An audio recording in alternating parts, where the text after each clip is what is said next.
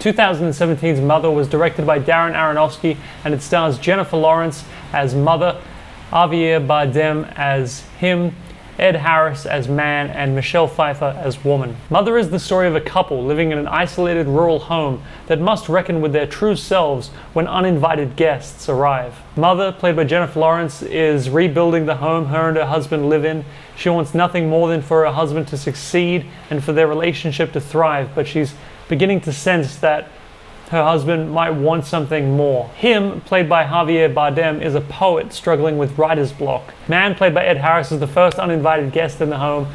Javier Bardem's character, Him, seems to like his stories, so he invites him to stay. Woman is the second uninvited guest in the home.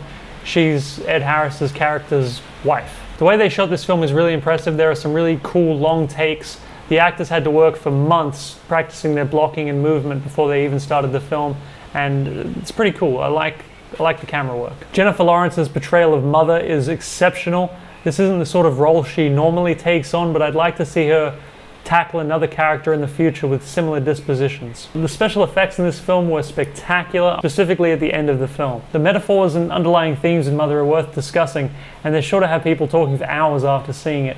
We'll talk about them at the end of the video. Some things I didn't like about the film. I didn't like the marketing campaign. The trailer made this film look like a Rosemary's Baby inspired psychological thriller when it's actually a surrealist allegory. So I didn't like that. I would have seen the film if I knew what it was. It's just I don't like expecting one thing and then getting another. I don't think that's a good way to prime people for a film.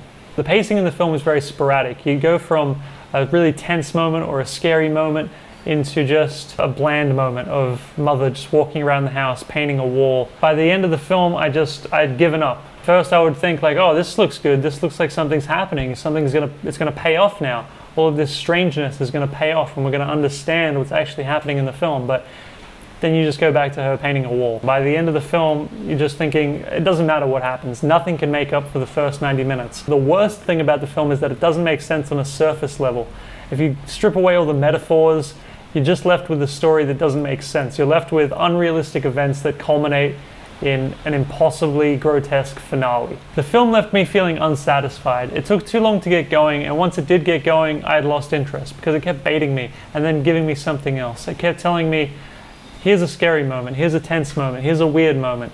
And then as soon as I thought it was going to pay off, we'd go back to Mother painting a wall or making breakfast or something mundane. There's no character development in this film. There's nothing to know about these characters. They're just stand-ins for, they're just metaphors. They're not even real characters. They're just metaphors standing in for a sub-story which you're supposed to think about after you watch the film. It's like Aronofsky came up with a really cool metaphor and then just made the movie without actually having a story. Here's my interpretation of the film. Him is God, right? The poet, he's God. The Mother, she's Mother Earth, but she's also the house. The house and her are like Earth and Mother Earth. The man is Adam. The woman is Eve. The sons are Cain and Abel. Their son is Jesus. The fans are like Christians, but ultimately they represent us, and our, the way we're destroying our Earth at the moment. And the story is just basically all of human history and the history of Earth. It's the Genesis, it's the creation of Earth, and it ends with Armageddon. Mother Earth just destroying herself and everyone there.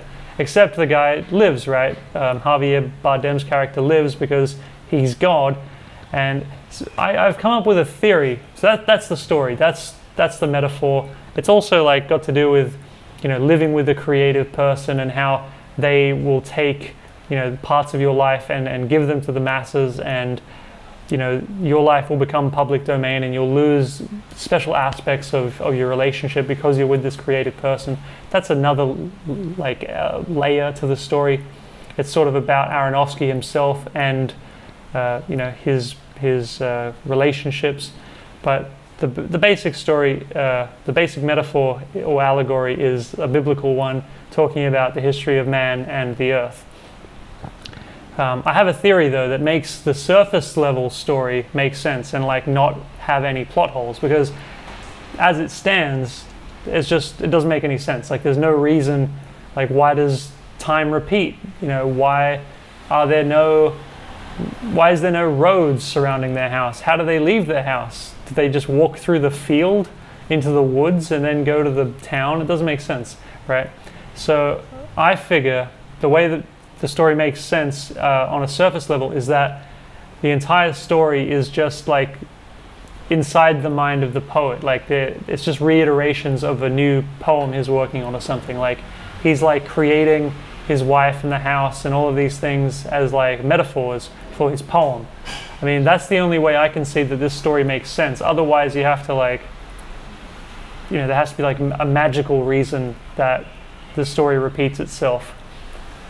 Obviously, it repeats itself on the subplot or on the sub story because it's God, you know, recreating the earth and all of the life. But yeah, on the surface level, you need a reason for that all to make sense. And I feel like a good theory is that it's all inside the poet's mind.